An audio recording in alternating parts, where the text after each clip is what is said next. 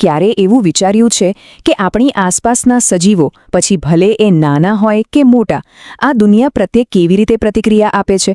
આ એક એવો સવાલ છે ને જે જીવનના દરેક પાસાને સ્પર્શે છે, અને આજે આપણે એના જ ઊંડાણમાં ઉતરવાના છીએ. આ સવાલ ખરેખર રસપ્રદ છે, નહીં? જુઓ, એક નજરે તો આ બંને ક્રિયાઓ તદ્દન અલગ લાગે, પણ એ બંનેની પાછળ એક જ મૂળભૂત સિદ્ધાંત કામ કરે છે: ઉત્તેજના અને એની સામે અપાતો પ્રતિભાવ. દરેક સજીવને ટકી રહેવા માટે આ કોયડો ઉકેલવો જ પડે છે. તો ચાલો આપણી આ સફરની શરૂઆત વનસ્પતિ જગતથી કરીએ. વનસ્પતિઓ પાસે પ્રાણીઓની જેમ કોઈ ચેતાતંત્ર નથી, પણ તેમ છતાં એ પોતાની ક્રિયાઓનું નિયંત્રણ એટલી બુદ્ધિપૂર્વક કરે છે કે નવાઈ લાગે. પણ કઈ રીતે? ચાલો એ જ સમજીએ. તો સવાલ એ છે કે વનસ્પતિઓ હલનચલન કેવી રીતે કરે છે? એમની પાસે સ્નાયુઓ તો છે નહીં.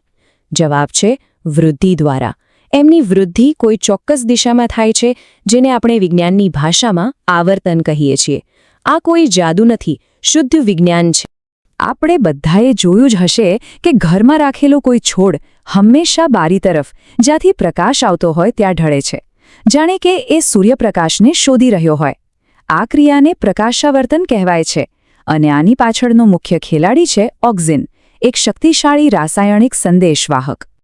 સારું, તો વનસ્પતિને એ કેવી રીતે ખબર પડે છે કે કઈ દિશા ઉપર છે અને કઈ નીચે? આ કમાલ છે ગુરુત્વાકર્ષણાવર્તનનું.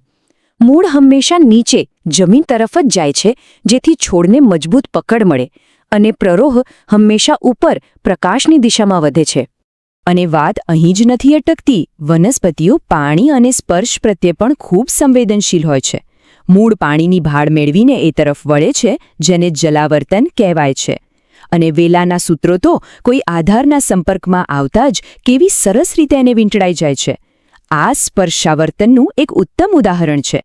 વનસ્પતિ જગતનું આખું કંટ્રોલ પેનલ આ રાસાયણિક સંદેશવાહકો એટલે કે અંતઃસ્ત્રાવો જ છે.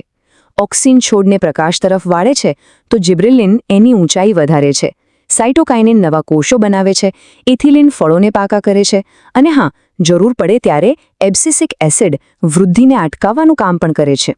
દરેકનું કામ એકદમ ચોક્કસ અને ખૂબ જ મહત્વનું છે. સારું, તો વનસ્પતિઓની ધીમી પણ મક્કમ દુનિયામાંથી નીકળીને હવે પ્રાણીજગતના હાઈ સ્પીડ વિશ્વમાં પ્રવેશ કરીએ. પ્રાણીઓ પાસે બે અત્યાધુનિક કંટ્રોલ સિસ્ટમ્સ છે, અને એમાંની પહેલી છે વીજળીની ગતિએ કામ કરતું ચેતાતંત્ર. વનસ્પતિઓની રાસાયણિક સિસ્ટમ કરતાં એકદમ અલગ. પ્રાણીઓનું ચેતાતંત્ર એક હાઈસ્પીડ ઇલેક્ટ્રિકલ ગ્રીડ જેવું છે.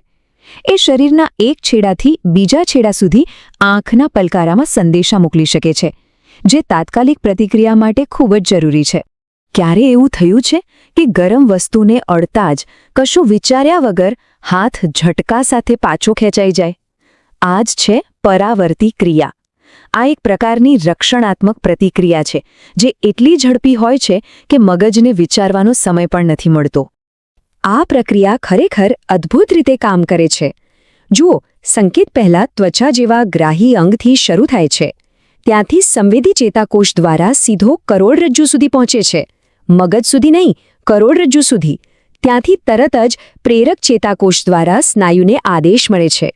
આ બધું એટલી ઝડપથી થાય છે કે આપણું શરીર નુકસાનથી બચી જાય છે.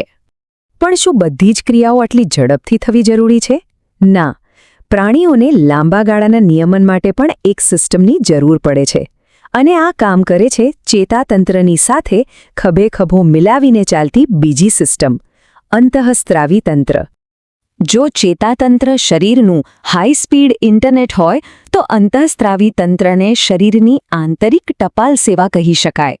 આ રાસાયણિક સંદેશા લોહીમાં ભળીને ધીમે ધીમે આખા શરીરમાં ફેલાય છે, અને એમની અસર પણ લાંબા સમય સુધી રહે છે.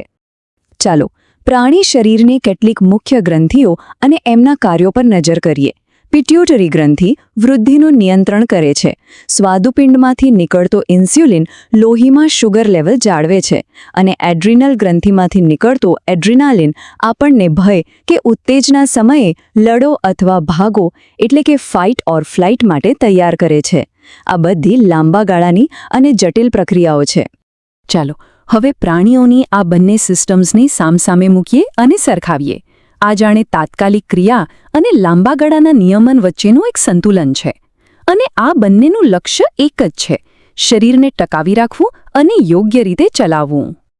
આ બંને સિસ્ટમ્સના પોતપોતાના ફાયદા છે અને બંને જરૂરી છે.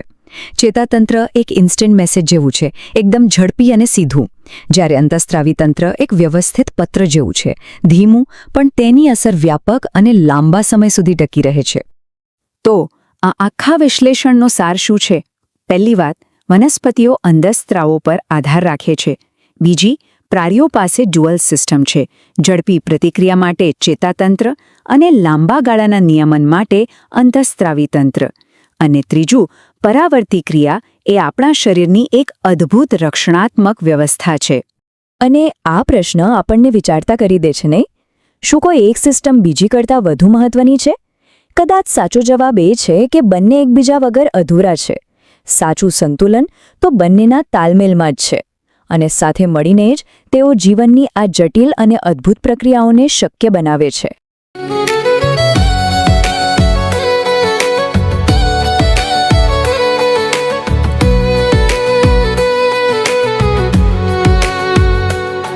फ्यूचर का टाइम आ गया है, ब्रांड प्रमोशन का नेक्स्ट लेवल.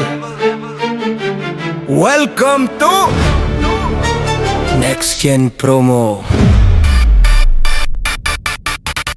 आज का मार्केट डिजिटल है, कंपटीशन भी क्रिटिकल है. सिर्फ प्रोडक्ट से काम नहीं, प्रमोशन होना विजिबल है. हम लाए strategy smart, creative visuals powerful start. Brand को मिलेगी स्ट्रॉन्ग आइडेंटिटी, मार्केट में बनेगी authority. Next gen promo, next gen grow, brand को मिले फ्यूचर का boost. Next gen promo, smart promotion, digital world में स्ट्रॉन्ग पोजीशन.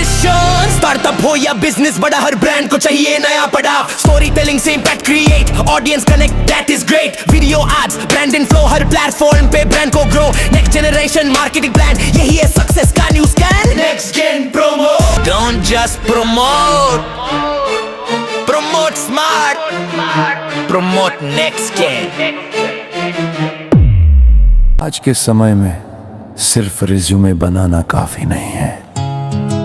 जरूरी है कि लोग आपको समझें, आपकी स्किल्स को जानें और आपकी कहानी सुने. आज सोशल मीडिया पर जो दिखता है वही बिकता है. इसीलिए हम लाए हैं रिज्यूम एक्सप्लेनेशन वीडियो सर्विस, जहां आपका रिज्यूम ये प्रोफेशनल तरीके से ये आसान भाषा में समझाया जाता है. दिखो, इससे बनती है आपकी करियर रेपुटेशन और मजबूत होती है आपकी सोशल रेपुटेशन. जब आप अपना रिज्यूम वीडियो सोशल मीडिया पर शेयर करते हैं तो लोग आपको सिर्फ नाम से नहीं, आपकी काबिलियत से पहचानते हैं. क्योंकि आपकी पहचान मायने रखती है.